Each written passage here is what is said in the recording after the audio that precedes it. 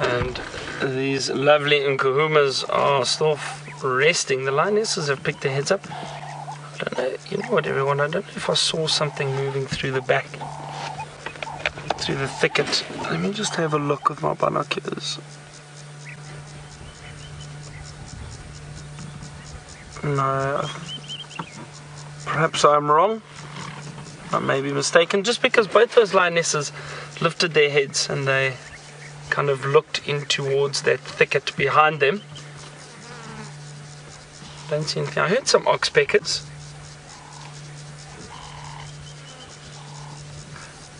And they're resting again.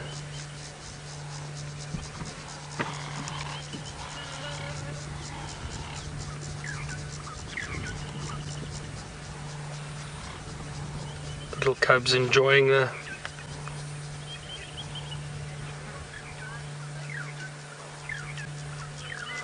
William, it is interesting that they're all lying so close to the male, and I wonder why. It just shows you, you know, that these animals, their behavior changes regularly, and there's never a right or wrong answer or a guaranteed answer when it comes to the, like lions and that. The other day we saw the male specifically went and lay 30 meters away. So what is the reason for them all lying together now? I don't know.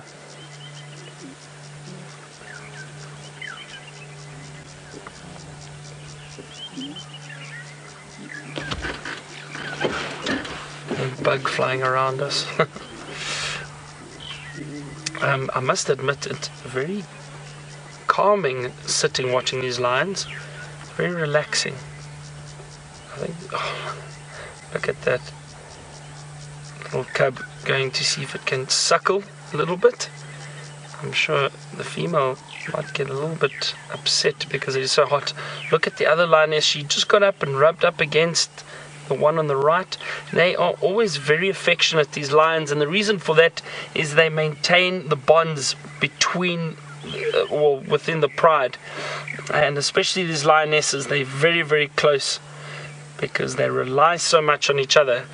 For one is because of hunting. You know, if they do go off hunting, then they make sure that they know exactly what the other ones are doing, and they work together as a team to hunt. And then also, if they have cubs, you know, these lionesses do occasionally suckle one another's cubs, so that often these lionesses give birth around the same time, and there's more chance of the cubs surviving because there are more females looking after them. So that little cub is trying to suckle a little bit, but I think it's pushing its luck to an extent.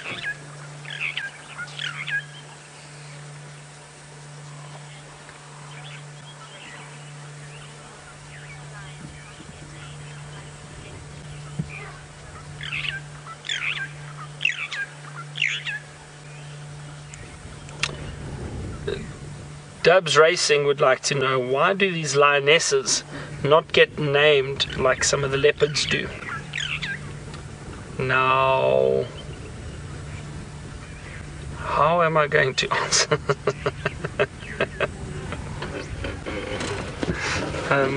So I think one of the reasons is because these lionesses are a little bit harder to tell apart as opposed to leopards who are solitary and who have specific territories.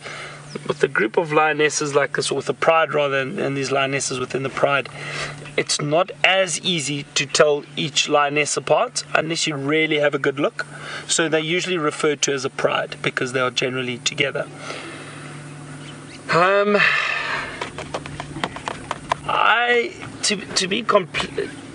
To be completely honest with everyone, is I'm not sure, and I had this conversation with James the other day. I'm not sure how I feel about naming the animals. And I'll tell you why.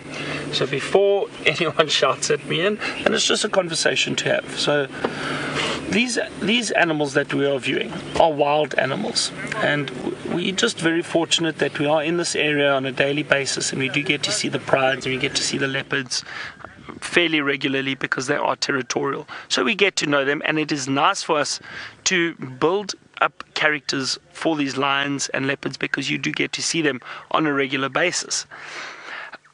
I have just always guided, and you must remember a lot of the guests that I've guided in the past come out on safari once in a lifetime perhaps, or maybe they're fortunate enough and they come out a few times, but every time they come out it's a new experience and they are seeing new animals, new lions, new leopards. Now for me, my thinking is that it is a wonderful experience to view a magnificent male lion or a magnificent pride of lions. They are wild animals, and I just think that at times we need to be sensitive to naming animals because we anthropomorphize them to an extent. And I know some people might be disagreeing with me, and that's 100% okay. And I do, know the names of these prides, and I do refer to them by their names because that's what they've been given, and that's part of getting to know these lions and their territories and how they move within their territories. But usually for first-timers coming out on safari, driving around, I think, and seeing the Rambo, the male leopard, I think is not as good an experience as opposed to seeing this beautiful male leopard that is just here, that we are witnessing and viewing. I think you take away a little bit from the experience, but like I said, it's a personal feeling about naming animals and in certain areas, but I do understand that it does play a role, and I guided in an area where we named and we recognized all the leopards because they are territorial and because we were out there regularly. But I would not necessarily tell the guests that this is the Campan male, for example, who was a dominant male leopard around. I would say this is a dominant male leopard. That's it, which is what he is. But guests who came regularly and would see these leopards regularly, we would then go into the names because they then understand more about the animals, and also it just gives them something to, and like all our viewers, it gives you something to refer to when you are viewing them. James, and I discussed it the other day, and he was saying, if you think about Cecil the lion, that terrible story about Cecil the lion up in East Africa, he said, and he made a fantastic point, that because that lion had been named and been seen so much, did more for lion conservation than many of the different lion conservation trusts, because it was a recognized lion, and because social media was so big and there was such basically a stand against lion hunting.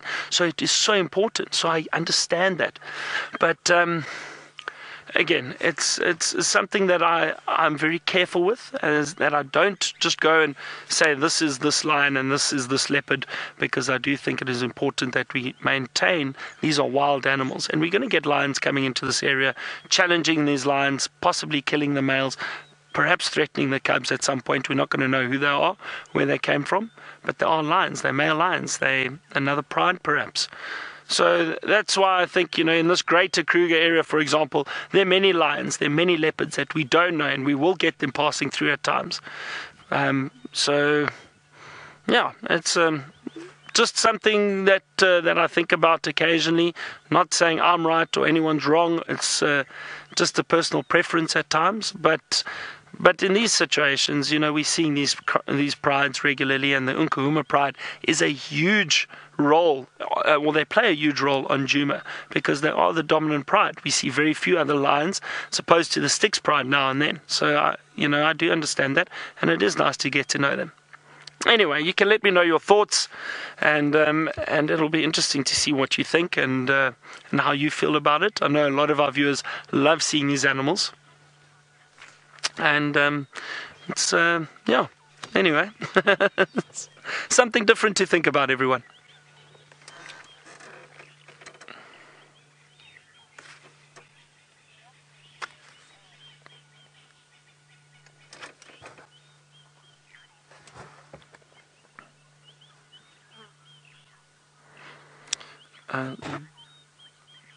Jason, you have sent in a comment, and you say you agree with me. Thank you. And you say it is a slippery slope.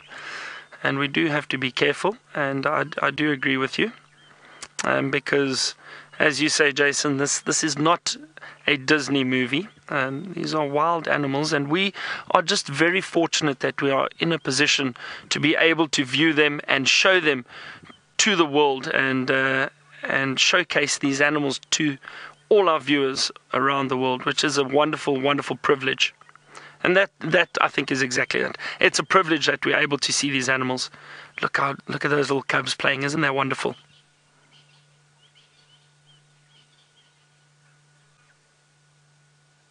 Ladies in the FC say my jokes could either be hit or miss at times.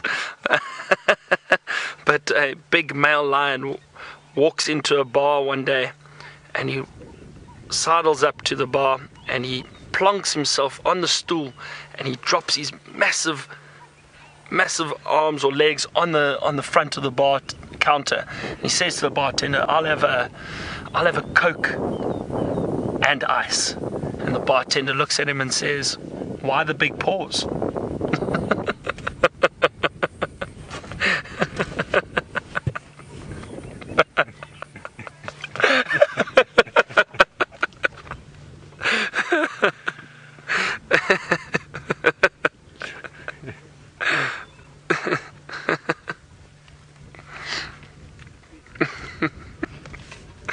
Kirsten giggled a little bit, and then the radio went dead.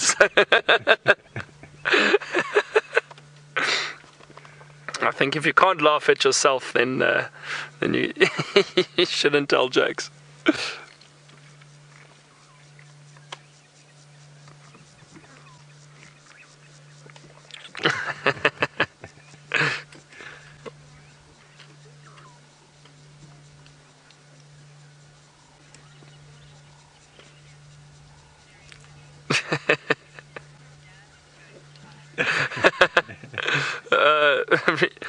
Riri said, oh, what a dad joke. Is it a dad joke?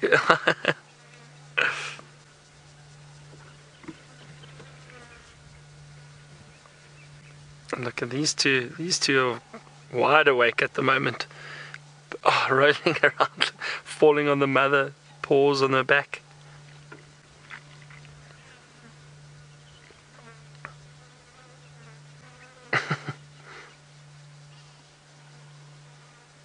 Just playing. Oh, and those claws are so sharp. Every now and then you see a claw get stuck in the face. Oh, wonderful. Look at that. When they do grab each other, and we saw it the other day, these little cubs, when they feed, they get very aggressive with each other, not just with each other, but also with the females, with the lionesses.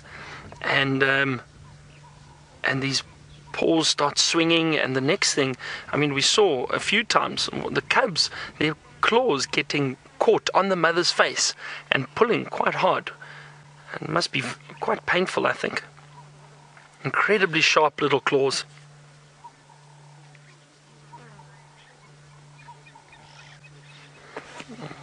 An injury on the one lioness. Now, just on her back, above the tail, and that's possibly just maybe one of the males, or perhaps around a kill. I think maybe one of the males got a bit aggressive and bit her.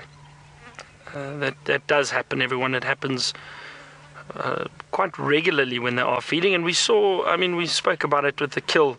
Was it yesterday morning, I think? How these lions get very aggressive with each other when they are feeding.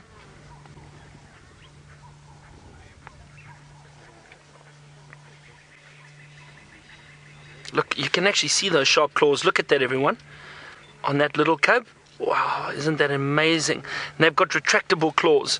So those muscles tense and those claws come out. And I think because that cub is trying to hold on to that little stick, that's why we can see the claws coming out. The dew claw, which is almost best described, I would say, as a thumb claw.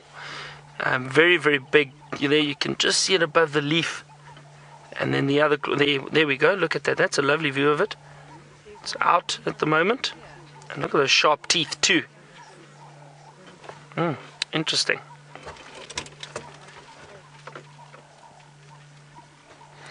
Alright, we're going to stay with the lions. Hopefully they start waking up more, the adults. And Taylor's got hippo out of the water, I believe. I haven't just got any hippo, I've found Henry.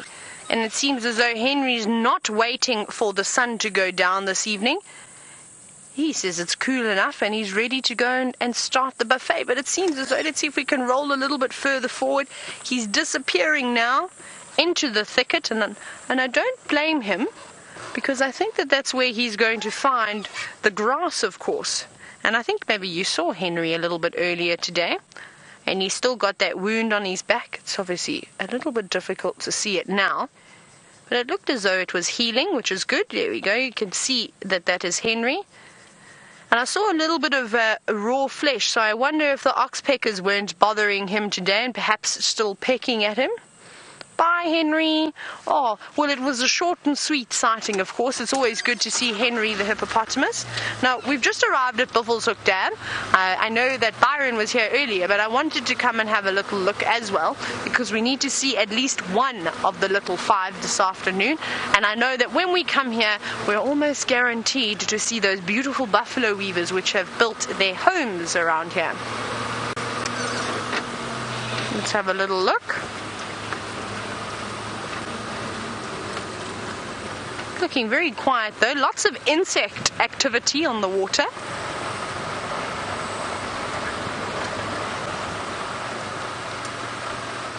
Here we go, there's Buffelshoek Dam.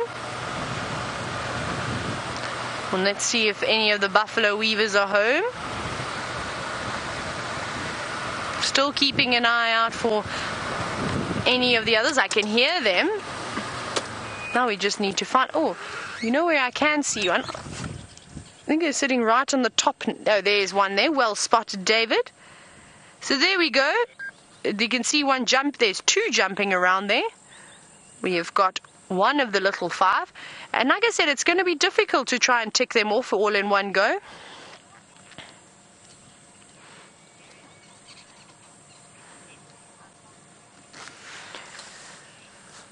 Now, we'll try and tick the little five off over the next couple of days. Like I said, it's going to be hard to try and do it all in one day. Now, James, you were wondering, speaking about the types of weavers, how many different types do we get in the area? And of course, do they sort of nest in the same nest with each other? Now, I have never seen anything like that before. Let's have a look. I've pulled my phone out because I've got this wonderful app that, of course, tells us all about the various weavers. We're going to go through them like we did the other day. Let's have a closer look there. So if you look at the top left of the screen, you can see the buffalo weaver, which we were just looking at, the red-billed buffalo weaver. And then if you go down to the bottom right, you go a little bit further down, there we go. Can you see the red-headed weaver? Now, those two species of birds I've seen in this area, so we can count them. I haven't seen a sociable weaver here before, which is the one above it. I'm not actually sure if they do occur here. And I think I have indeed seen the one off to the left, that one over there.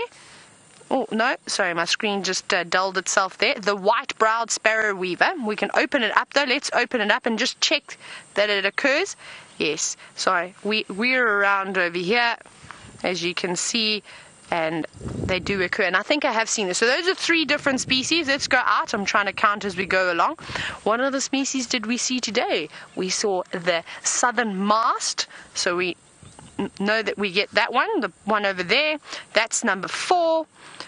And I'm almost certain that we see the lesser masked, the spectacle, as well as the village weaver. I'm sure that they occur around here as well. So that is 7 weavers. Let's just check who else we've got on this page over here. The darkback weaver? No, I don't think so. Let's open it up. The darkback weaver is quite a nice one. It used to be known as the forest weaver. No, it doesn't. You can see just along the coast. I think we're just too far west to see those. We probably need to see more valleys and mountains to possibly find them. Let's go out again and go back to the birds. And the Cape weaver, let me just see who else is here. No, I don't think we see the Cape weaver, but we'll just double check. Maybe we do. I haven't seen it yet. No, a little bit too far south for us. Oh, that needs to go right down. So we'll just turn the game drive radio all the way off. Yeah, I have to. No. All the way. I just need to turn it down. Sorry about that. Okay, wonderful though. So we've got at least 7 species of weavers that occur around here. Now, of course, we see the buffalo weaver, and we see a number of different species of the buffalo weaver, individuals that like to live in those nests. And I've heard though that sometimes brown-headed parrots will often nest underneath either the buffalo weaver's nest, or even a hammerkorp's nest is quite common as well. Now we've got this beautiful buffalo bull, and I can't tell you how many buffalo bulls I've seen since just driving on Hyena Road, and of course coming around to Buffelshoek Dam, and they're not looking too good either. All the ones that we've seen are looking quite thin, and we even very quickly saw one get out of the mud wallow, and he stumbled as though he was so weak. Now, the only thing that that's good for is, of course, the Nkuhumas. They're very sad for the buffalo. But they'll have their chance once we get some decent rain, perhaps at the end of the year. And then coming into the new year, I reckon that all these animals will be strong and fit and healthy again. And then, of course, the tables turn and they will give the lions a run for their money when they are at full strength. Hello, big boy. He's searching for grass, though. You can see going into these thicker vegetation where there's a couple of thorn trees that have been pushed over. And can you see all that grass? It looks like it's coming through. Is that grass? It is, yes. And that's a little plant, but there is some grass underneath that, and that's what he's going for. Now, he doesn't have any sort of top front teeth, so he'll use his tongue to sort of loop around the grass and then pull it into his mouth. And it's a good spot to keep searching, is because all the grass that is out in the open is unfortunately not long enough yet for him to eat. So he'll just nudge things out of the way. Here we go, he found a bit there. And every bit counts and helps. So they're going to spend quite a large amount of their day trying to feed. In summer, I don't think they need to feed as much because there is so much food around that they're able to feed for shorter periods. But in the winter, they've really got to make a concerted effort. Otherwise, they can become unhealthy and quite thin very, very quickly. He's got a lovely set of horns on him, though. Now, Michael, you're wondering if this buffalo has mange, and I think I know where you're looking. There, that's exactly that spot that you were looking, that dry skin. Can you see that just before his hind leg? Now, I wonder if that is not a combination. They don't really have too much hair around that area. It tends to thin out, and it looks white, and I think that's from the mud that perhaps he'd been wallowing in a couple of days ago. I don't think he's got mange. He looks healthy. The rest of his body looks good. What do you think, David? I don't think so. I think it's just also where the ticks are sitting. But he looks fair. He looks alright. The rest of his body looks good. But you will see something like mange popping up during the drier months. And like we've said, it's got to do with their immune system. So as soon as the immune system is knocked with the various animal species, something small like that will very easily come through and take over an animal's body. We're getting an evil eye from this buffalo. It's okay, big boy. And I suspect he's just slowly going to make his way down into the dam and have a little rest, or maybe have a little drink. But I'm sure you're sitting there itching to see if the Nkuhumas have woken up from their slumber. So why don't we go across to Byron and see what's happening there.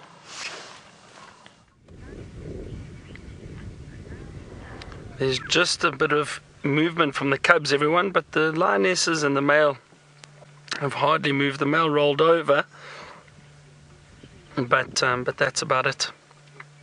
Still resting. It's still very warm, everyone, and that's why I think these lions are still so comfortable. There's no need for them to move just yet. Look at that little cub on its back. Just having a good look at us. Well, it appears as if it is.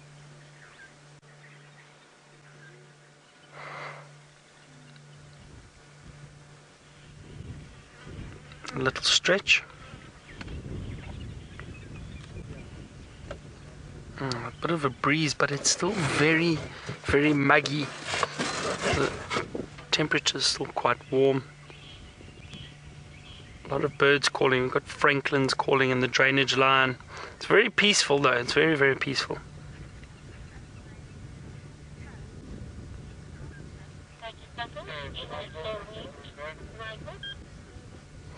Michael, you want to know if the other lionesses have cubs.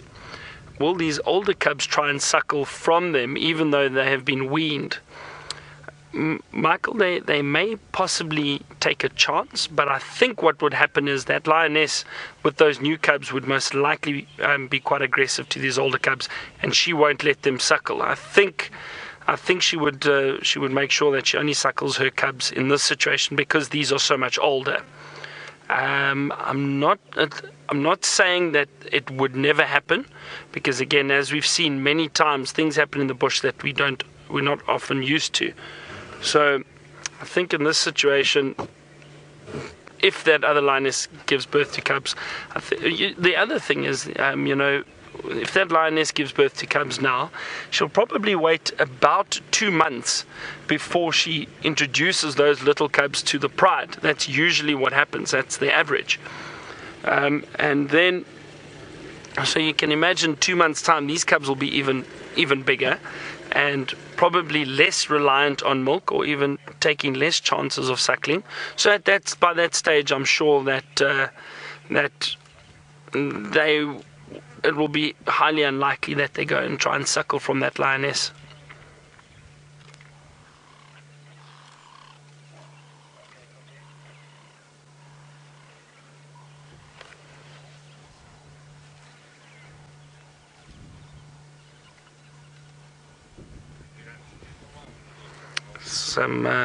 Some vehicles just arrived and the flashes are going off. They're really enjoying this lion sighting, and they're very lucky because it was a warm day. I mean, for us to find these lions out in the open, it's a wonderful spot. We can give them their space and everybody can have a lovely view of them, which is great.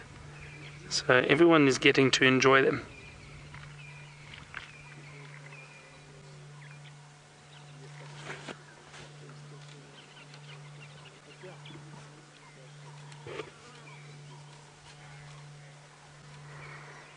I wonder, we heard the lions calling last night a few times, which is always nice to hear, possibly the male.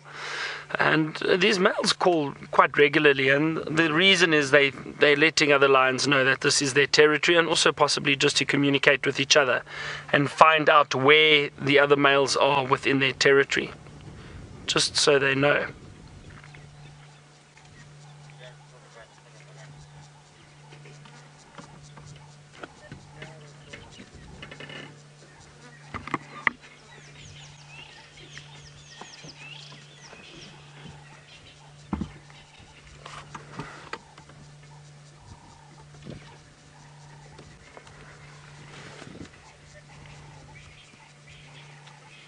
As I said, it's actually so peaceful just sitting watching these lions. Oh, there's some flies bothering that lioness.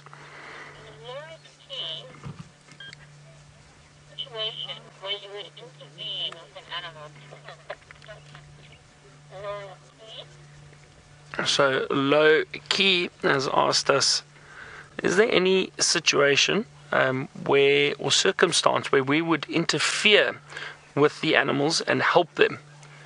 Now, I know this has been a subject that has come up for discussion a few times with all our viewers, especially regarding the mange. So, Low Key, generally not. And it goes back to the conversation I had earlier with all of you about the lions and naming animals and that. We need to realize we are here to view these animals. We are not here to interfere. And it is difficult at times because you do almost build a bit of a relationship with these animals because you are seeing them on a regular basis. But we would not interfere if these animals get injured or, for example, with the mange. And the reason for that is they are wild animals, and this is nature, everyone. It's not our place to interfere. We are purely here to view and appreciate these animals and try and keep out of their natural lives as much as possible. And this is a natural system. We need to understand that this is nature's way of managing numbers and managing the wildlife.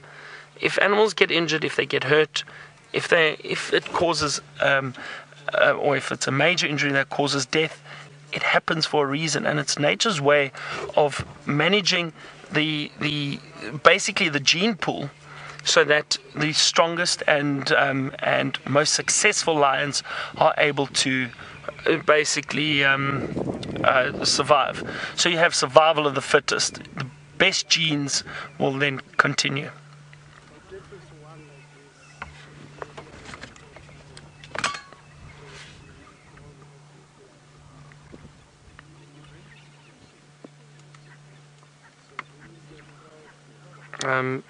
So in saying that though, the only time we would interfere or try and help the animals is if they were injured due to man. So if there was, for example, in some parts of the national parks, closer to the fence lines, closer to communities, there are perhaps people that come in and obviously poachers and that, which may still get in at times. If an animal is injured, he's got his tongue out, hasn't he? If these animals are injured because of people, then we would call in a vet, and we would try and help the animal, because that is not natural. That has not been caused naturally. So that is different. If the animal is injured because of man, then we may intervene to try and help them, and it's purely because it was not a natural incident. But anything else, if a lion runs into a tree stump and cuts itself or damages its leg, it happens for a reason. But in saying that, all these animals have the amazing ability to heal very, very well. And I've seen lions, I've seen leopards, where what we've done in the past, and a nice example is a female leopard that we saw, and she was a very well-known leopard, and we saw her regularly on Londolozi, where I used to work. And this leopard had moved through an area and was possibly hunting, and she cut her leg badly almost from her shoulder right down, and cut right around. It was very, very bad, and I assume she must have been running through a thicket and hit a stump, and it cut her. And we really thought that this may be the end of her, and we actually just zoned the area that we knew she was moving through, so that nobody went and interfered or pushed her and caused her to move or anything like that. And also, we need to be careful. If you track animals like that, when they're injured, they could act aggressively, so you try and give them their space. Within, I think it was 2.5, 3 weeks, this leopard had almost completely healed. It was incredible. Just by cleaning the wound and taking it easy, not being pushed and moving too much, her wound had healed up quite nicely, and a month later it was completely healed. So it's amazing how these big cats have the ability to heal. Not just big cats, all animals. They do heal very well. If you think, I know James, I think it was this morning or yesterday, he had a zebra that had some serious scars on the rump. You could see the lines of the stripes weren't matching up, and that's probably from lions that caught on and tore the zebra's hindquarters, but that zebra healed completely fine. So the thing is, you've got to remember, we can't interfere, not from a natural incident.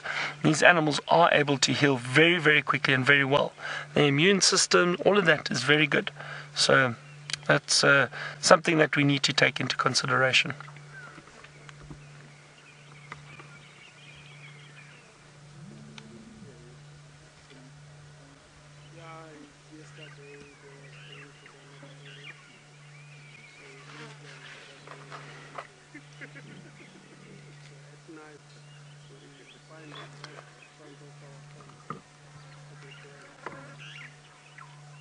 I think what we're going to do is possibly sit here for another minute or two, everyone. Just enjoy these lions. Maybe just do a loop around this area, see what else we can find quickly, see if there's anything else moving around, and then possibly come back just as the sun goes down and starts getting a bit darker. And maybe we're lucky and we see some movement.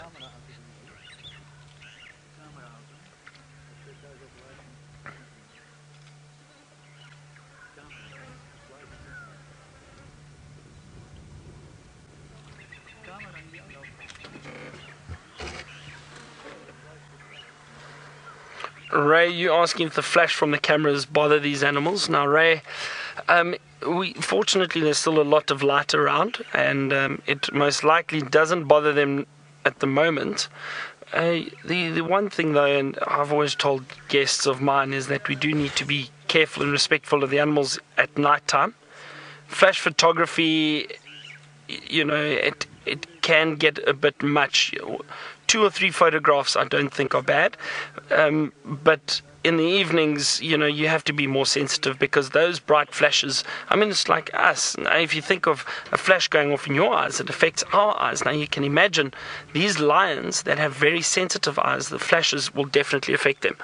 So we do try and be, or at least I try to be very respectful of the animals and careful, and let the guests know that we need to be sensitive, but also at night you don't really get great photographs even if you're using the flash. So the best thing at times is just enjoy the sighting.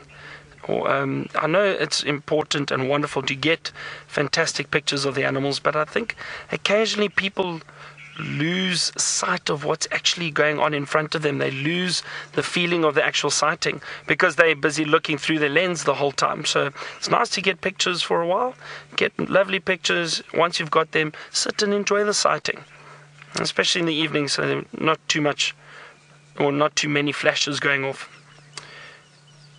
Anyway, I think let's do a little loop, and while I do that, let's head back to Taylor and see what she's up to.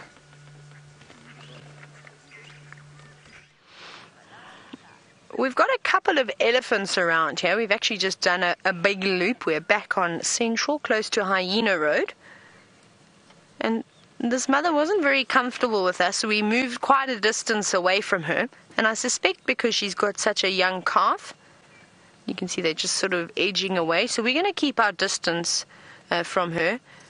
There's just no need to put too much pressure on her. And I don't know why. We've seen a couple of young elephant bulls that have been sort of very upset, running away, trumpeting, ears flaring. Obviously we didn't stop to view them, we just sort of kept going just to leave them alone. So I don't know if they're part of the same herd and possibly they've smelt the lions, maybe they've had an encounter with the lions already. And we know how sometimes even just the smallest things can upset the breeding herds. It's okay, big girl.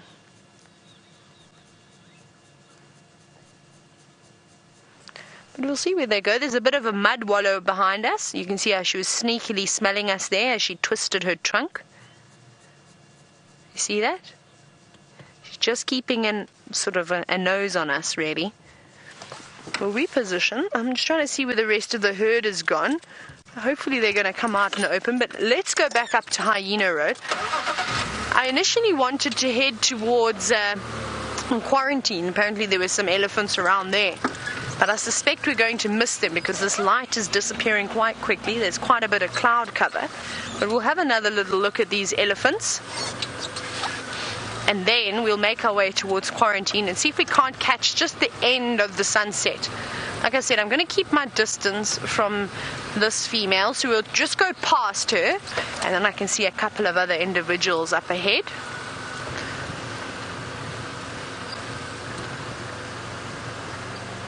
Let's go around here.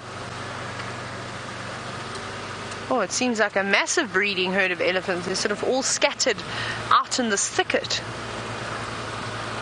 Is not bothered by us at all. Sort of just wanting to mock charge us, but that's very curious.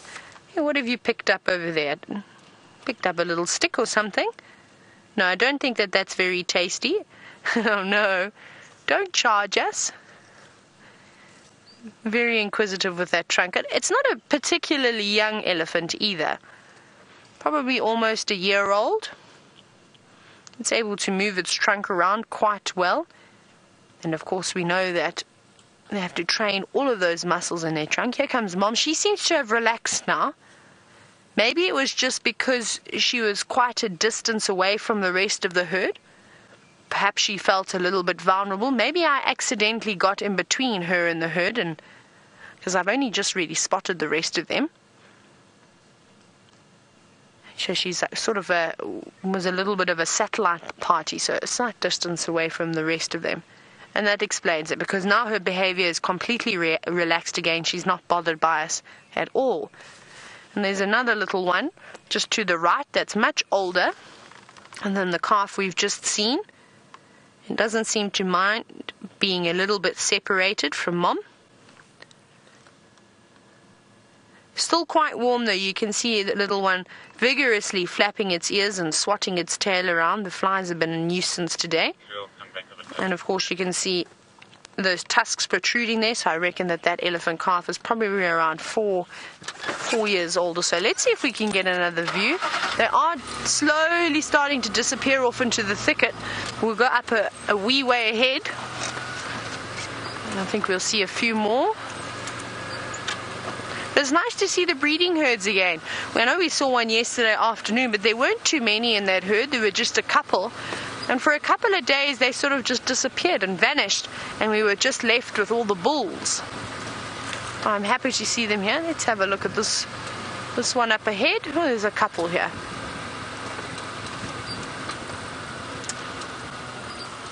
And just sneak up slowly. Hello, elephants. Just going to pull off just a little bit. Sorry, I'm now just pulling off the road slightly.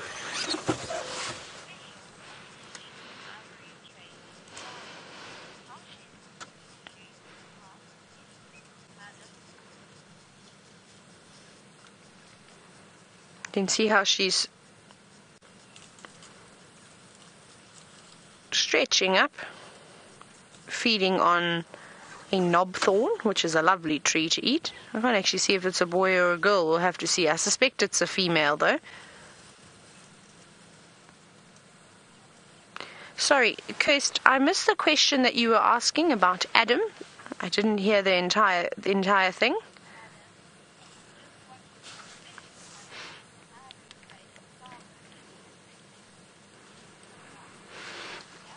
There we go. I missed a vital word there. Now, Adam, you've just said that you've watched a legal trade on ivory in Tsavo, and you were wondering if there is indeed poaching issues in the park. Now, of course there are, and it's very sad that we have to say this, but we can't deny that there's a problem all over Africa, and not even just with our animals, all over the world. I don't know if you know this, but pangolin, or an armadillo, some of you may know it, is the #1 poached mammal in the world. So more so than elephant, more so than rhinos. So it's not even the bigger animals that we've got to worry about. We've got to worry about the small things too. Now, luckily for us, though, fortunately, elephant poaching is not that big in the greater Kruger area, or even in the smaller private reserves throughout South Africa. But if you go into parts like Zambia, Mozambique, Zimbabwe, of course, Kenya, Tanzania especially, they are heavily poached, which is quite sad. Let's have another look. Let's see if we can get one last look. Now, there are obviously lots of efforts to try and curb these issues. And we in South Africa were very fortunate that we seem to be getting it right in terms of the anti-poaching units. We also have, I think, a larger sort of funding to try and combat these problems. And you do need money because you need to pay people to protect them. It's a very, very dangerous job at anti-poaching, going out there and trying to rescue the animals. You put your life on the line. So when you go into these poorer areas that don't maybe sort of benefit from tourism maybe as much as South Africa does, and don't have as much funding, or non-profit organizations trying to sort of get funding for anti-poaching. And we've seen this quite a bit, is that everything is sort of moving away from South Africa. And when I say everything, I really don't mean everything. And the poachers seem to be going into the more poorer areas where it's easier. The anti-poaching teams aren't as thorough. The technology for the various devices you can use to try and combat these problems, maybe they don't have sufficient funding. Now, and obviously it's easier for them, but I say easier in inverted commas. Whereas South Africa, You come into these areas and there are teams everywhere you go, not just on the ground, in vehicles. We've got anti-poaching dogs, we've got helicopters, and it's quite sad. And I've heard a couple of people say, and this is of course just my opinion, you may disagree with me, is that poaching they've said that the poaching rate in South Africa has decreased, and I disagree with that. I think the poachers, and if you look at the world, the African statistic, you'll see that the poaching has increased everywhere else for the various species of animals, and I find that very sad, because that's exactly what's happening, is that they've gone, okay, it's fine, you're winning in South Africa, you guys are really on the ball, you're making it very difficult for us to try and poach the various animals, we'll just go elsewhere, and you know what, we'll come back to you, but we'll save you for last. And that really is so sad. And I think we need to try and help these other countries and show them the techniques that we're using, because they're obviously working. If we're chasing the poachers away, there is still poaching going on, don't get me wrong, but it seems to be slowing down a little bit. Like I said, you look at the rest of the statistics, and the other African country statistics are unfortunately increasing, which makes me very, very sad to hear things like this. So hopefully we get on board and we show the rest of the countries how to combat this.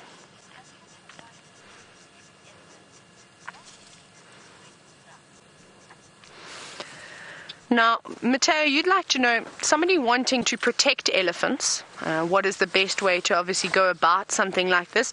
Now, you as an individual, it's very difficult to go through the processes and become a trained anti-poaching guide. I wouldn't recommend that. It takes a certain kind of person. You need to know the bush very well, and I even find you can't just go into it. It takes years and years of experience to be the best of the best, to be really good at what you do, because you've got to be able to track. You've got to know the art of tracking, and like we've all discussed, you don't just learn it overnight or in 6 months. It takes a long time. So typically the guys that are really good at it are the guys that were born in the bush, learn to track as a young kid. They really make the best ones, and they of course have a passion for wanting to save the wildlife. So I reckon the only thing that you could really do, and that would really help, is possibly try and invest in companies that will put money into perhaps employing people and deploying anti-poaching teams, or whether it's even an orphanage that saves, say, rhinos or young elephants or even lions and things like that, because there's a variety of different animals that are being poached, to go into either rehabilitating those ones that maybe they were shot and they were wounded, the poachers didn't get them, now they're trying to save it so they can rehabilitate them and release them again. Or of course these orphanage programs, which I think are amazing, especially for the rhinos and the elephants. And that's really sad. Like, I get really upset about when I talk about something like this, is that often they don't take the babies, they leave them. Where do they go? They don't have anybody to look after them. So there's quite a few different places that you can find on the World Wide Web and to help them. But just be careful. Make sure you do your research as well. You don't want to find someone that unfortunately is trying to take an advantage of a very sad situation. So do your research. But that's my, of course, my opinion on it. And well, out here, what we're doing is we're really just trying to educate everybody and not try and hide the problem. Let everybody know, yes, there is a problem. And one of the things that I love to do when we were working down in the south and the other reserves we worked at, is we'd often go into the schools and go and educate the young kids, the future of us, and teach them how important wildlife is and protecting it, not just the animals, of course, the fauna as well, so the plants too. And once they understand, well, then there shouldn't be a problem, because if the youth understands what an issue it is and they know how bad it is, well, they're in the end are going to be the ones that are going to save the animal species. Some of us are either too old and can't do anything about it anymore, and maybe the rest of us have taken different career paths, but those young people can go into conservation, can go into public speaking and education and all those very important careers, of course. So that's what I love to do, is getting into the communities, reminding them how important it is to preserve what we've got. And that's what these private reserves and national parks are so important for.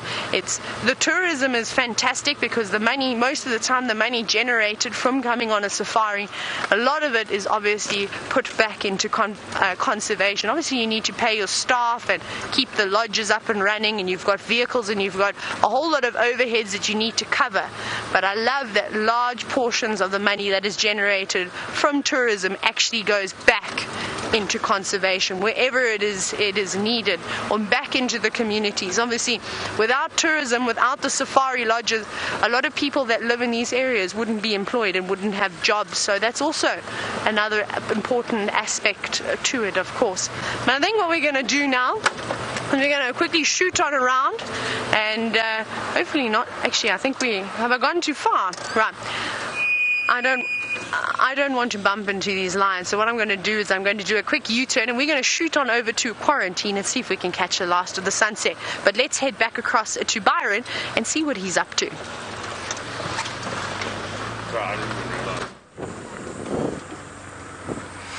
So Taylor, as I glance over, I don't see much of a sunset. There's quite a bit of cloud cover at the moment. Let's see if we can see. Hang on, we'll get a gap through here now. But maybe Taylor might get a better view from Quarantine. Doesn't look like much at the moment. A little bit of a sunset. Just not quite the colours that we've had over the last few days. So we've been driving around. Brian and I have just been scanning, trying to see what else we can find. But nothing at the moment. We saw one zebra which ran in front of us, and one wildebeest which ran in the opposite direction. And that was about it. Nice to just try to get a bit of a breeze. It's still very, very hot, very muggy. But I don't think we're going to get rain tonight. Doesn't look like it. We're heading back towards the lions, everyone. Spend some time with them. Maybe we are lucky and they do start moving around. I think they are still lying in the same place. I don't think they would have moved.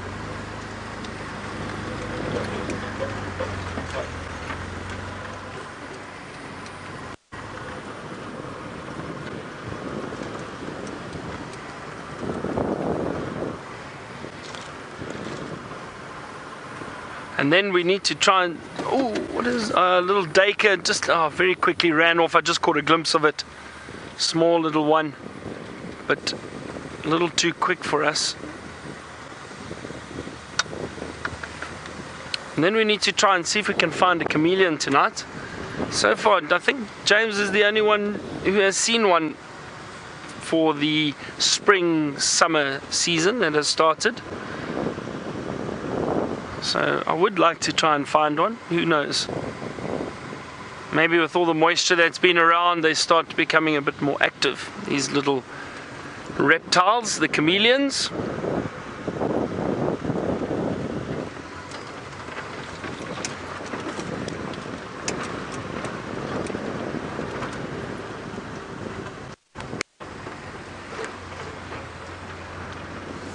Oh, look here, everybody, elephant right here.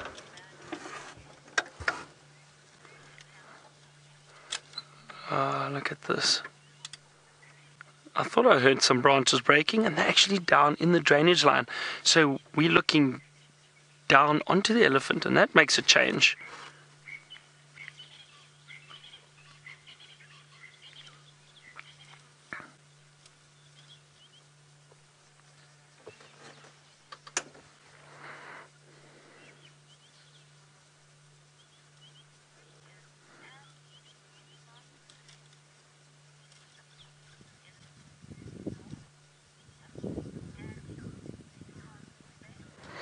Andy from St. Francis Bay. Good evening to you, Andy. Hope you are having a wonderful time down at the beach. Andy wants to know, do these elephants move north for the winter or migrate north?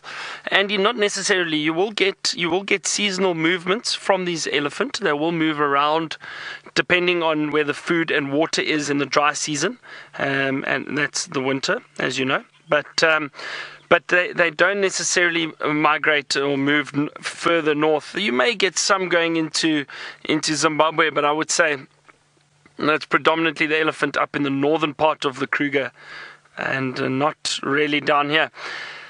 Many years ago, they used to, so I'm saying maybe 120 years ago, there used to be elephant corridors which extended from here, from this Kruger area, all the way west towards the Drakensberg mountain range, which is that beautiful the beautiful mountain range. You can't see them from where we are now because we are a little bit lower. Otherwise, we'd ask Brian to show you, but we can't see them from here now. And that mountain range is probably about, what is it, about 50 miles away? I would say 50 to 60 miles as the crow flies, maybe even more. Call it 80 miles from here. And the elephant, those years, would migrate and move up towards that mountain range, because that mountain range would stay green for a lot longer in the winter, and there'd be a lot of water around that area because of the catchment. So there'd still be a lot of water, a lot of green vegetation, and these elephants would migrate further west, and then as the summer arrives and more rainfall, they'd move further east again back into these areas. So apparently there were these elephant corridors where these animals would move and migrate. But obviously with the years that have,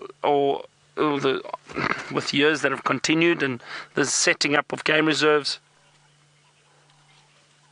Sorry, I just thought I heard something. Now, anyway, with the setting up of game reserves and fencing of areas, that has prevented these animals from moving. But what has happened is man have put water holes in place to make sure that there is water, and then there generally is enough vegetation to get these animals through the winter. So there's no need for them to migrate anymore. So Southern Africa, we don't really have migrations, but up in East Africa and North Africa, you do still get a lot of migrations happening there, because the animals do need to move around to find food and water. Alright, so let's carry on. Let's head back to the lions. We're not too far from them, so let's see what they're up to, if they're starting to move around. Nice to see this elephant very close to us, feeding happily in the drainage line.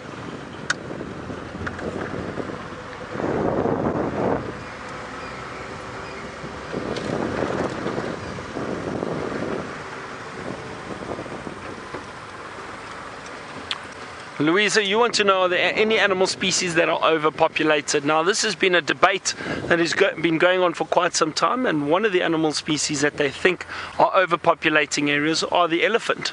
So,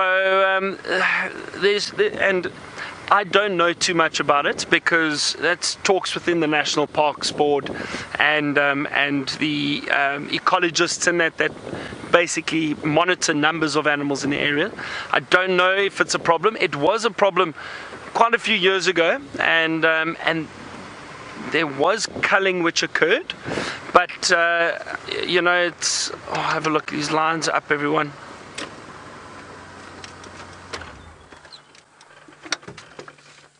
They've moved around a little bit, and they're actually rolling in some dung just off to the left of the vehicle.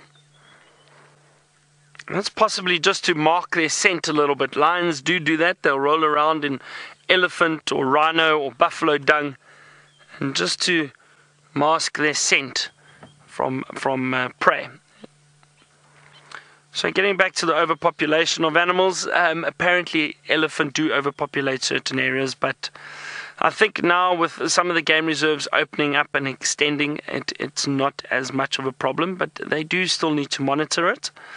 And, you know, it comes down to the age-old issue and debate in that man has intervened in the past with setting up fences and creating these game reserves to protect the animals and the people that live outside, but also we now have to manage it because of that. So the national parks boards will get together. They will make decisions on elephant populations and what is needed to be done. But like I say, I am not too certain where they are with conversations about that at the moment.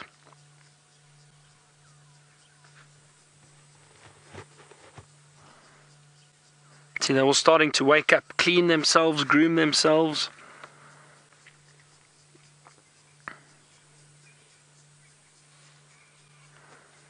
Which is a good sign. There we go. Isn't this wonderful?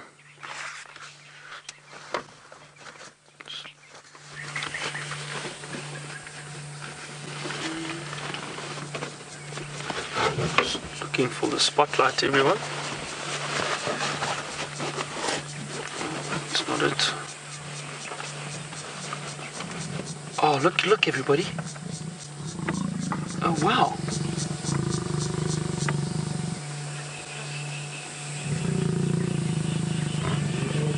I didn't know these lions were mating. Wow, look at that. So, this morning I don't think there was any mating. So that's very interesting. Oh, so there was mating this morning. Okay, Kirsten just confirmed that with me. I didn't realize that. Oh, okay, so we didn't see it. Apparently it was just before the drive, and I think, oh, look at that. I think you may have seen it on the dam cam, perhaps.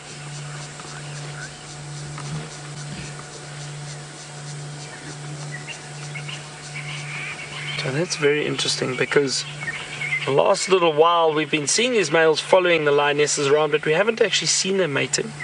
So that is interesting. So I think, if I'm not mistaken, there was another male that was following a lioness around.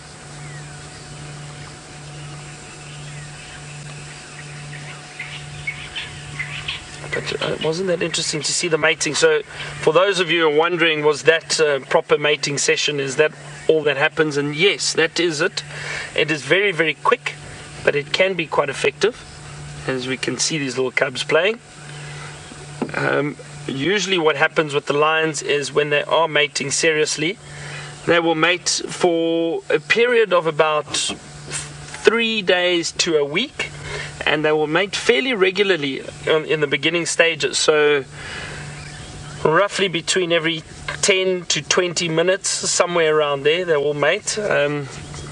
Have a look, this female's moving again, just in front of us, and that male's following her.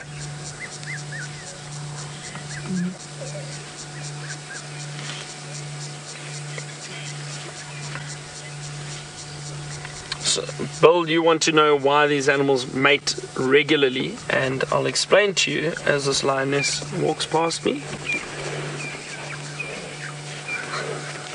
So close on, here comes the male.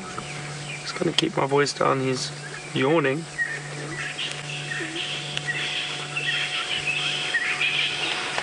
Sorry, I don't want to move too much.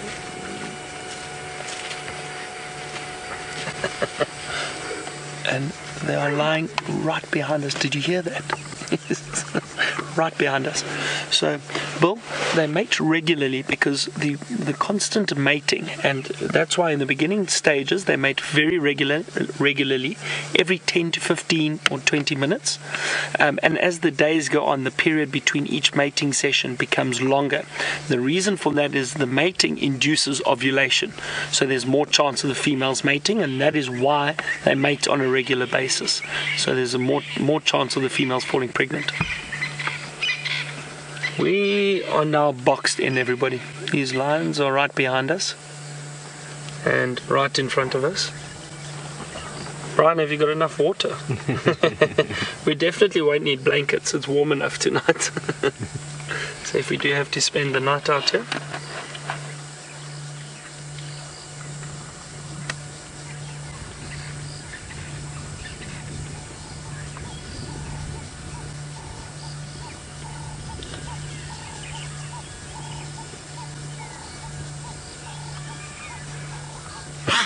Bless you. Now there's a wonderful quote, and I hope I can remember it correctly. It is by a lady named Karen Blixen, and I think she was a lady from out of Africa, if I'm not mistaken. Oh gee, where's James now when you need him, because he'd probably correct me, but I think she wrote out of Africa, if I'm not mistaken. I'll double check for you, but a quote goes something along the lines of, it is until you have lived amongst lions that you truly feel alive in Africa. It's something along those lines. I think it's such a powerful quote. And I'm just thinking of that now, having these lions surrounding us. It's an incredible feeling, and it's hard to describe to all of you.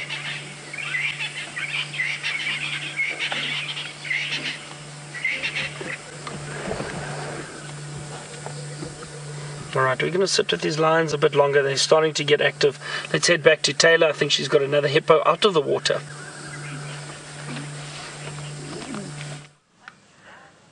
No, it's that younger upstart who has booted Mr. Henry the hippopotamus out of his pan. He seems to be quite comfortable and confident living around here now. So I've decided, seeing as though he's a regular visitor, we should give him a name. So I'm going to dub this hippopotamus Harold. Harold the hippo. The chaserer, not that chaserer is a word, but we'll just pretend that it is, of Henry. Well, it's only fair that we stick to the alliteration. Now, something that I found quite interesting was his tail. I'm going to put the spotlight right on his bum. Now, normally hippos have a little bit of hair on their tails. I don't know if you've ever seen that before. He doesn't have any. So I wonder if it maybe got munched off, perhaps when he was younger. But no, have a look next time we are fortunate enough to see a hippopotamus out of the water. You'll see all the black tufts of hair that they have at the edge there. Okay, now I'm just going to dim the light. You saw he's a bit nervous of his own shadow, and that's quite typical of the hippopotamus at night. They're very much weary. They feel sort of quite vulnerable out and moving around, and that's one of the reasons why they come out at night, not just to avoid the sun, but of course to hide under the cover of darkness like the rest of the nocturnal creatures that we see. So we won't follow him. We'll let him disappear. And you know what? We've got some guinea fowl. I'm going to go forward, sort of roosting up in this tree. So cheers, Harold. I don't know if you're going to see them. I'm not going to put my spotlight on them. That would be terrible. Let's see if you can get a silhouette of them. Do you think you could get a silhouette there? Let's see. Look at that.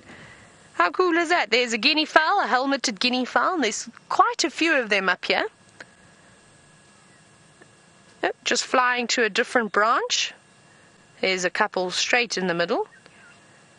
And I think that this is a very nice tree to roost in. Well, and also because they've got the big bright spotlight from the dam cam shining in the area. So if something like a leopard or a lion walks past, well, I'm pretty sure they'll be able to see it quite nicely. And then, well, then they'll wake up all the guests in the lodge, of course. Oh, that lovely. Right. Just a little visit, of course, from the guinea fowl and Harold, the hippopotamus. But let's go back across to my ever so favourite lions.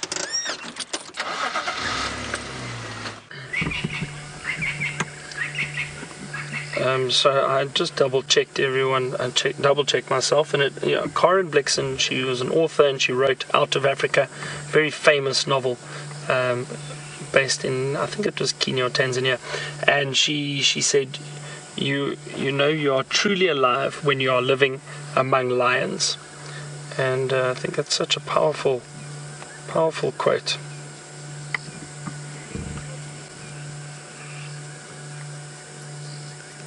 And I think it was because part of the time while she was writing, I think she did spend a lot of time in Africa and got to see wild lions on a regular basis.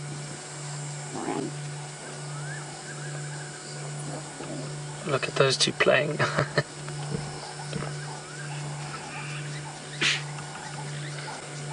These two behind us have not moved. It's difficult. I don't think we'd actually get them in frame for you because they are right behind us, the male and the female. But the rest of the pride and the little cubs are getting very active now. Look at that.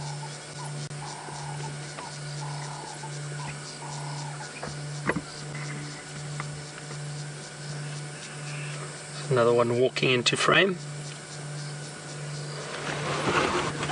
Phew. It is extremely warm.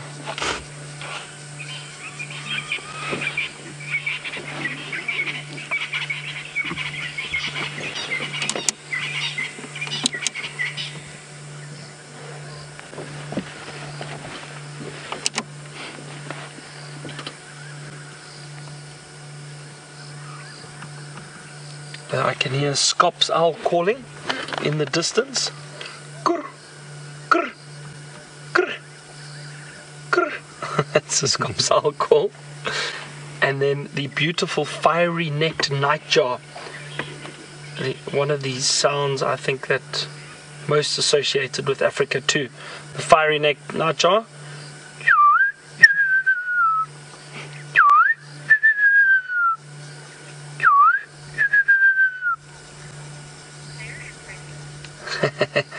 Kirsten is impressed with that one. Thank you, Kirsten. That's the fiery neck nightjar, everyone. It's a beautiful, beautiful sound. And these nightjars sit on the roads in the evenings because they hunt the insects. Obviously, the roads hold a lot of warmth from the day. You get a lot of insects wandering around, and then these nightjars come down, they sit on the road, and they try and catch these insects.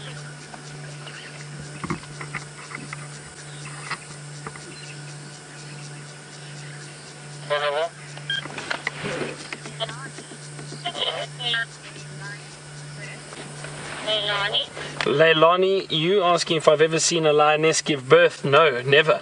And I don't know of many people that have, and one of the reasons is, just like leopards, these lions are very secretive when they do give birth, and the reason for that is they go and they find a den site, so an area that they can give birth to their cubs and hide them very, very well.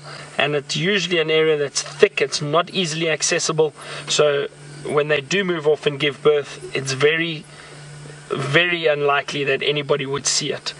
And usually what happens is we'll find the lion very pregnant one day, and the next day you can see that she has given birth, flat stomach, then you know. But seeing the actual birth, I think, is very rare, and I don't think anybody has seen a live birth in the wild. I know very, very few people that I even think may have seen one. I don't know of anybody that has seen, so I think it's highly unlikely because of the way, or because of how secretive they are, and purely because they hide them in a den site, and they'll stay in that den site for 6 weeks, somewhere around there, before they decide to move them. 6 to 8 weeks, and then maybe move them to perhaps another den site,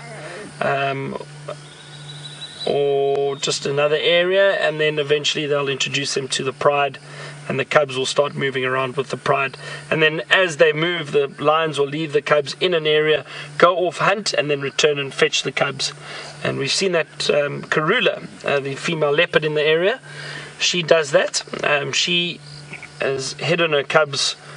Well, she moved den sites a few times, and now she's taking the cubs around with them. And what she does now is she'll just leave them in an area, go off and hunt, and come back and fetch the cubs and take them to the kill.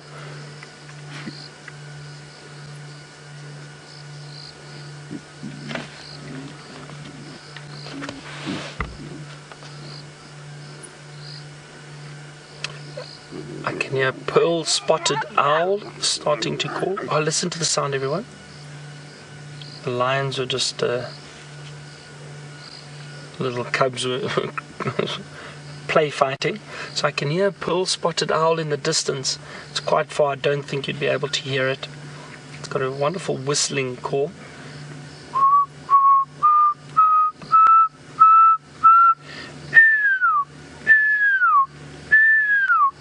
That's the pearl-spotted owl, a tiny little owlet that we get in this area.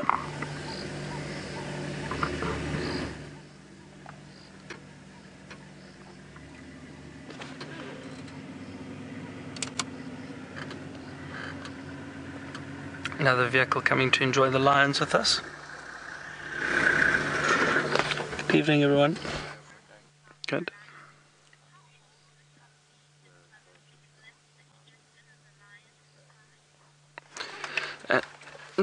Deborah, all the way from South Carolina, wants to know how or what age will these little cubs be considered normal lions within the pride. So, Deborah, it's difficult to say. Generally, if you think of when lion cubs start joining in on the hunt and that, it's usually from the age of about 2 years old. They still will be quite inexperienced, but they will possibly follow the lionesses, the adults around, and then try and help with the hunt. We saw the other day when we saw these lions hunting that buffalo not far from Vuyatelapan, with these little cubs jumping on the back while the lionesses were pulling it down. So already at this age they were learning, but they're nowhere near ready to mate with, to hunt with the lionesses. But on average, from about 2 years to 2.5 years, that's when they really start learning how to hunt and probably join in on the hunt.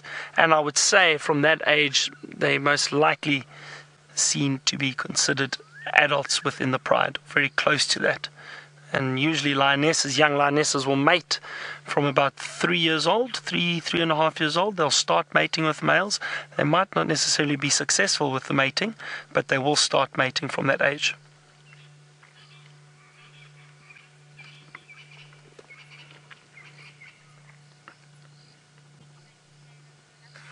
As I said, we're still completely surrounded by lions. There's still 2 lying directly behind the vehicle. While we sit it out a little bit longer, let's head back to Taylor and see what she's up to.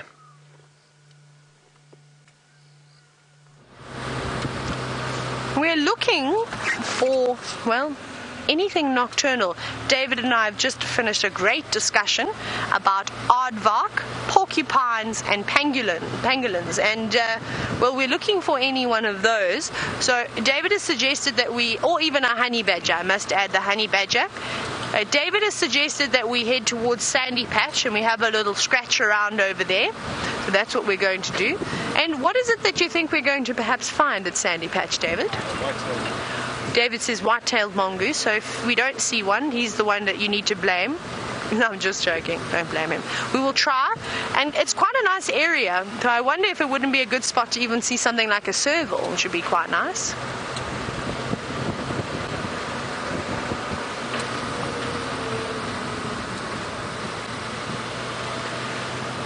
Now, if you remember earlier, we had a conversation about poaching, and I mentioned that pangolin, or armadillos as they're known in other parts of the world, is the #1 poached mammal. Now, Darlene, you are actually wondering, why are they poached? What are they used for? Now, one of the main things is that they are actually eaten. They're used for food. And then, of course, there's a variety of different medicinal uses that they will sort of use various body parts of the pangolin, as well as then the scales too. So all those types of things. And you can only imagine, you can let your imagination roll as to what they would use those various parts for. And I'm sure some of them would include sort of curing various diseases and illnesses, as well as making sort of tonics and to enhance various body parts, sort of aphrodisiacs and things like that. Very much the same things that they use, tiger urine and bones. We're going up here. Yes, we're going to go up. Sorry, I'm just double checking. It's dark now. I don't know where I am. And so the same things that they're poaching rhinos for, well, a little bit different with the rhinos. Of course, they're using the horn, but the tigers, they use various body parts. The same thing with lions, using urine and bones as extract. They're all really for the same thing. And of course, none of this is true, which is quite sad. But hopefully, and that's why I say education is the most important thing. If we can educate people and say, no, yes, your great-grandmother may have thought and believed this, but now science has proven that the various things that you once thought could cure a common cold, well, there's other medicines and things that will do a much better job. And, well, in the process, you're saving a species by not harming them. So that's what we hope is going to happen. That's the sort of idea behind it. Now, as we're driving through here, I know that Byron was doing a pearl-spotted owlet call. I'm still dying to see an owl here. A little barred owlet, or even the giant Verreaux's eagle owl. That would be quite nice.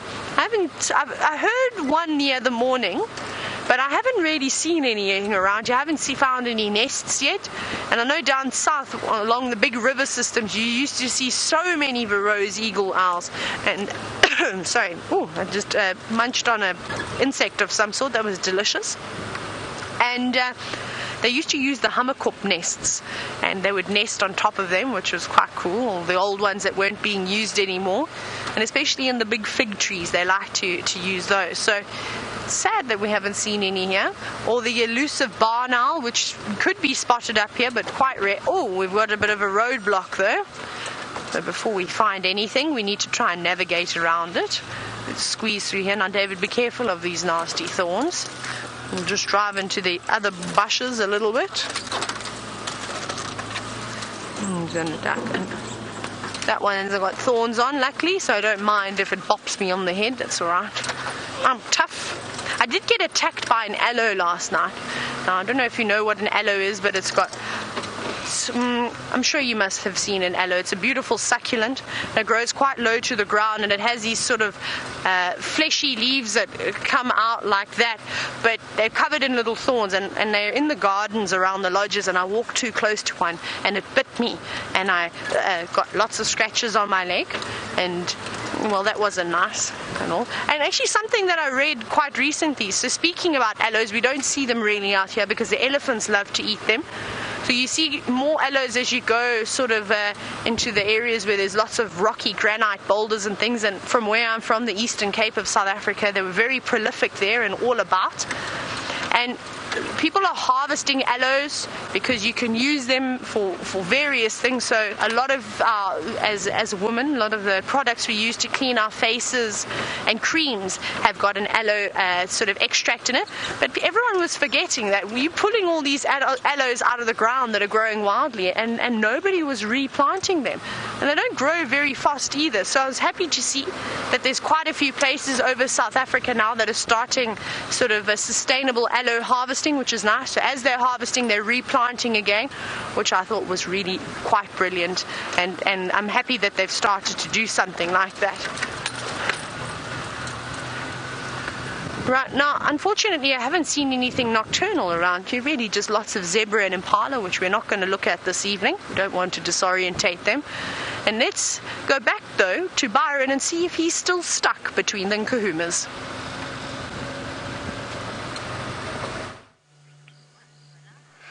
So, Taylor, I am still stuck between these lions. We have not been able to move because they're still lying right behind us. It's not a bad thing. It's too soon to panic. We're not getting nervous just yet. And these lion cubs are getting more active, everyone, which is fantastic. There's been a bit of chasing and jumping on one another.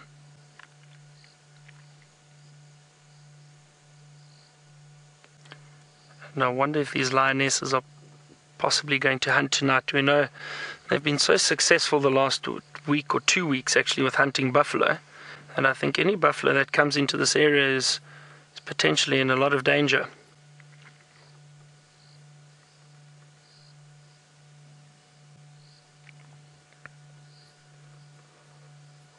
See, they're all spread out now. They've moved around quite a bit compared to when we found them this afternoon, all lying in a bunch close to each other in the shade of that marula tree.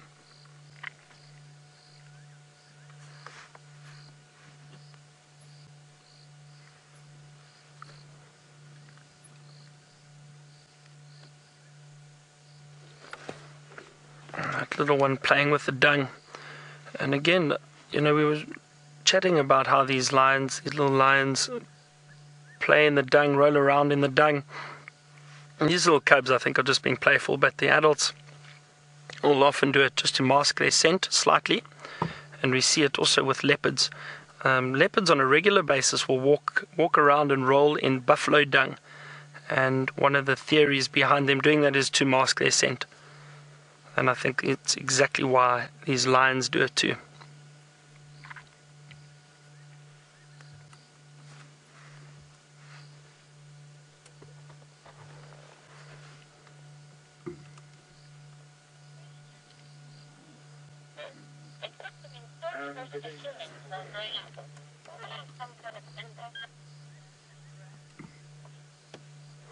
Kelly from Texas, you'd like to know if the interaction with the people being around these lions on a regular basis, will it affect them when they do get older? And Kelly, no, I don't think so. I think it will be just like we are viewing these lionesses at the moment, that they know the vehicle is no threat and no danger to them, but there's you know, from what I've seen with many different prides, there's no way that these little cubs will just become comfortable with people being around. Yes, perhaps the vehicles, and they become habituated to the vehicles because they know there's no threat or danger. And that is why we're so fortunate that we have these lions around us at the moment. But if I had to get out the vehicle now, perhaps these lions would definitely react to me. One, either run away because they would get a fright, or two, and I think this is probably what would happen, is they would most likely act very aggressively towards me because there are cubs around. And that would be exactly the same with these cubs when they grow up and they are a bit older. So they will be relaxed like the lionesses are around the vehicles, but still very wary of the vehicles because there is still a bit of fear within these lions towards the vehicles, which is good, which is what we want. We don't want them to get that comfortable that they just walk up to the vehicles. That would potentially be a dangerous situation.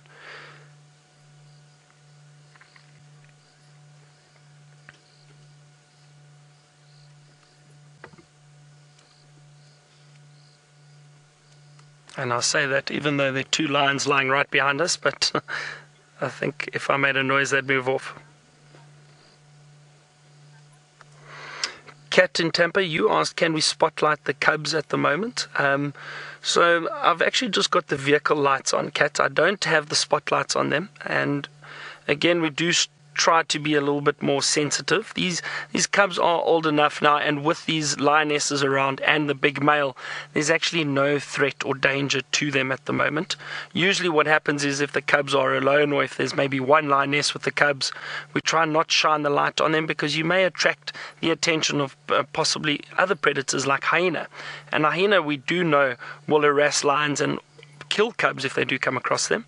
So in the evenings we are sensitive, and once it gets dark we leave young cubs alone and females. But at the moment, with the whole pride together and the male close by, there's almost no chance of any predators coming close because these lions will all protect these little cubs. So even though we're not spotlighting them and we just got the vehicle lights on, because we also want to be sensitive towards their eyes, but there's no threat of attracting other predators into this area.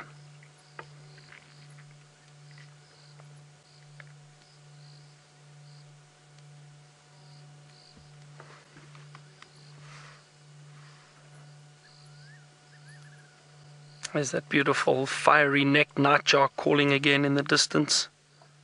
It's a wonderful sound.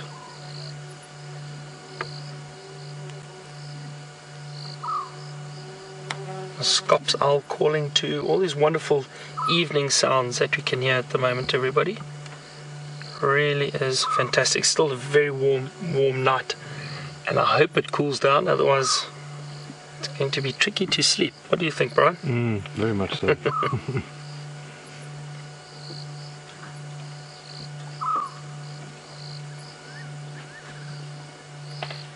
I can hear branches breaking in the distance too, elephants moving around. So there's still a lot of activity going on in the evening.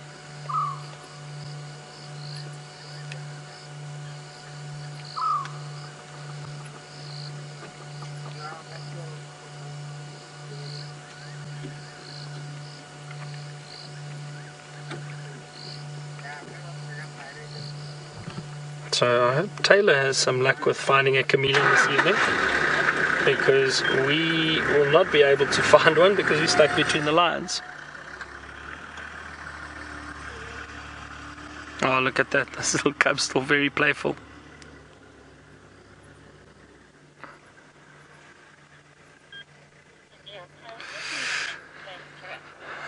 Anyway, everybody, I think that's about it from myself and Brian this afternoon, or evening. Thank you very much, Brian, and the thumb. It's tough to see the thumb in the evening. We hope you've enjoyed it with us. It's been wonderful having you on our drive again, and we'll see you tomorrow morning. Good night, and we're going to head back to Taylor so she can end the show. Bye-bye, everyone.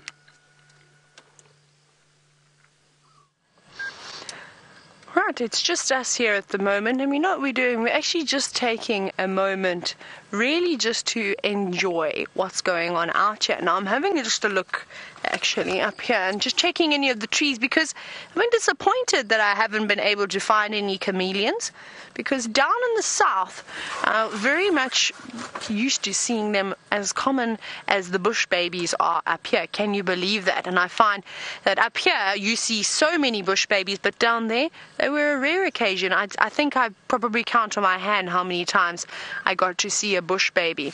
Now I'm probably going to keep on going over here. Let's go up for a little bit longer. And I don't know what the reason behind that is as to why you see more chameleons down in the south, but more bush babies up here. And I think that's quite interesting. Now, let's see though. I did have a good scan of that tree because I wanted to make sure, because I thought, well, let me try a big tree and hopefully I'll find one, but I wasn't lucky. But that's okay. Eventually we'll find a chameleon, and I'm actually really looking forward to seeing one.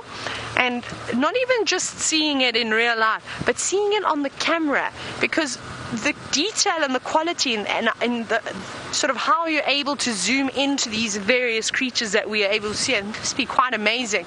So that's what I'm really excited to see, is actually to be able to have a look down at my monitor when we find a chameleon and really see what it is all about.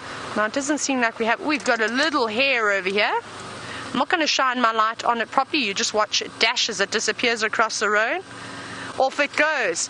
And well, that unfortunately is almost time for me to say goodbye. Well, it really is time, but I hope you've had a wonderful day. It's been wonderful with you again. We've seen so many different animals, and I'm glad Byron found the Nkuhumas. So thank you to everybody that works at Wild Earth to put this wonderful show together, and we will see you bright and early tomorrow for the sunrise safari. From myself and David, have a wonderful night.